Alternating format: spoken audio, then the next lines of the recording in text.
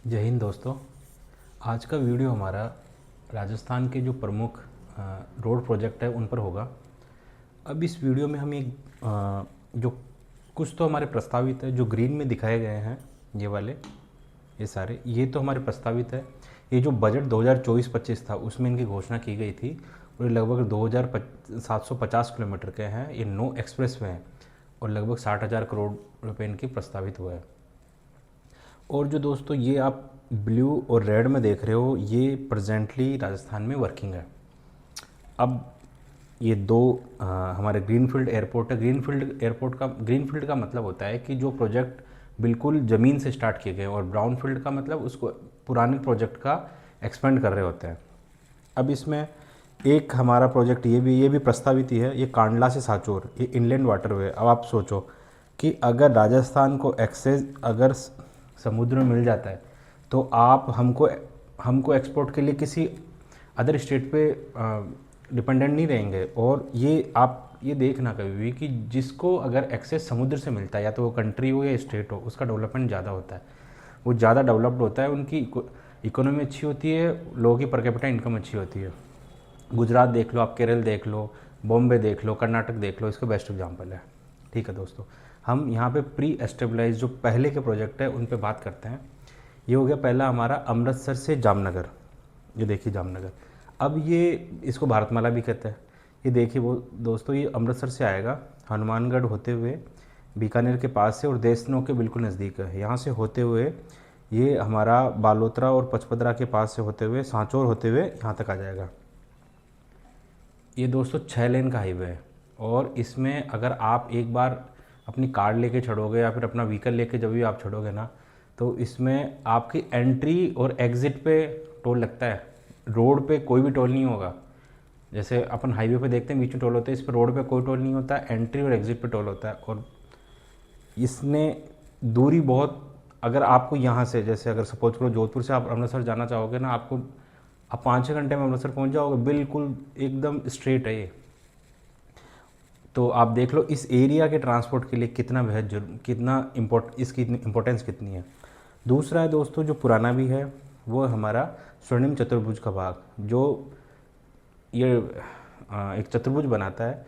ये राजस्थान में दिल्ली से होता है, दिल्ली से होकर ये सीधा मुंबई तक जाता है। अब देखो दोस्तों, ये दिल्ली से स्टार्ट होता है, दिल्ली के बाद में जयपुर, जयपुर के बाद में ये किशनगढ़, अजमेर, भीलवाड़ा, और उसके बाद में चित्तौड़, चित्तौड़ के बाद में उदयपुर, उदयपुर के बाद में अहमदाबाद, और फिर ये आगे चले जाता है। ये भी दोस्तों काफ़ी इंपॉर्टेंट है।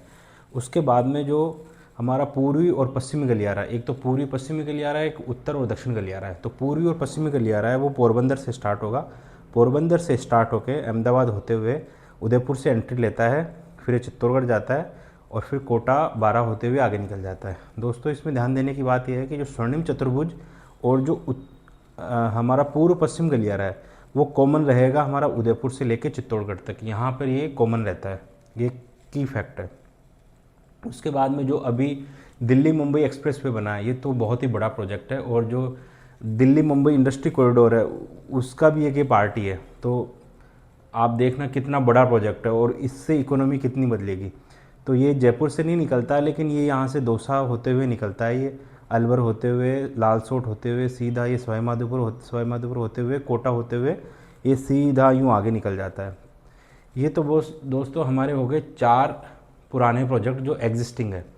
उसके बाद में एक ये जिसकी बातें चल रही है कि कांडला से सांचौर तक दे दिया जाएगा, तो जो लूनी और जो जवाई रिवर का सिस्टम और जो कच्छ का रण है वहाँ से होते हुए ये सीधा हमको यहाँ कांडला में एक्सेस मिल जाएगी। यहाँ से हम डायरेक्ट हमारे राजस्थान के जो भी प्रोडक्ट्स हैं उनको एक्सपोर्ट कर सकते हैं।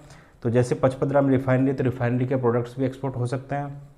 उसके बाद में राजस्थान जैसे हैंडलूम में काफ़ी आगे है। उसके बाद में जेम्स एंड ज्वेलरी है, वो एक्सपोर्ट के लिए अगर ठीक है एयर रूट भी लेते हैं, अगर ये रूट भी अपनाना चाहे वो तो जनरली एयर रूट ले लेते हैं, काफ़ी हल्के आइटम हो। लेकिन अगर भारी आइटमों करना होगा तो हम यहाँ से इसको एक्सपोर्ट कर सकते हैं और इसमें रिफाइनरी प्रोडक्ट्स मेन रहेंगे। उसके बाद में 2 ग्रीनफील्ड प्रोजेक्ट है, बूंदी और कोटा में है, ये अभी प्रस्तावित है बनने के लिए। और दोस्तों ये जो मैंने शुरू में बताया था कि ये 9 एक्सप्रेसवे है। अभी 9 एक्सप्रेसवे आप देखिए, श्री गंगानगर से लेके ये हो गया हमारा कोटपुतली जंक्शन को काफ़ी इंपॉर्टेंस दिया जा रहा है यहाँ पर। श्रीगंगानगर से हनुमानगढ़ होते हुए ये देखो दोस्तों, ये चूरू और ये झुंझुनू होते हुए ये आ रहा है हमारा कोटपुतली को पहला। दूसरा हो गया हमारा बीकानेर को, ये वहीं चूरू सिक्कर के रीजन को टच करता हुआ ये हमारा कोटपुतली। थर्ड है हमारा फलोदी से लेके ये जोड़ा जा रहा है जयपुर को। एक हमारा कोटपुतली से लेके किशनगढ़ को। फिर दोस्तों हमारा पचपदरा रिफाइनरी के लिए जो स्पेशली बनाया गया है वो पचपदरा से जोधपुर होते हुए ये हमारा जयपुर को जाएगा। फिर जो हमारा इम्पोर्टेंट है वो है जयपुर से लेके भीलवाड़ा। फिर ये देखिए आप भरतपुर से ये ब्यावर के लिए। फिर अजमेर से ये हो गया दोस्तों बांसवाड़ा के लिए। और एक हमारा जालोर से लेके झालावाड़ के लिए। तो इनमें बात ये कही गई है कि कोई भी जो डिस्ट्रिक्ट हेडक्वार्टर है ना वो 1 घंटे की दूरी से ज़्यादा नहीं रहेगा उसको किसी भी एक्सप्रेसवे को पकड़ना। और एक्सप्रेसवे पे आप ये देख लीजिए कि इकोनॉमी बूस्टर होते हैं ये, और किसी स्टेट या फिर किसी कंट्री के लिए बहुत इंपॉर्टेंट रोल निभाते हैं। तो इस वीडियो में हमने बात की है एक तो इनलैंड वाटरवे की, 2 ग्रीनफील्ड एयरपोर्ट्स की, 4 एग्जिस्टिंग एक्सप्रेसवे की और 9 प्रस्तावित हमारे एक्सप्रेसवे की। जो इसमें सबसे इम्पोर्टेंट जो अभी जिसका काम जल्दी स्टार्ट होना है वो है पचपदरा से ये जयपुर वाला, और दूसरा है बीकानेर से कोटपुतली वाला। ये अभी जल्दी बनने में है। थैंक यू दोस्तों।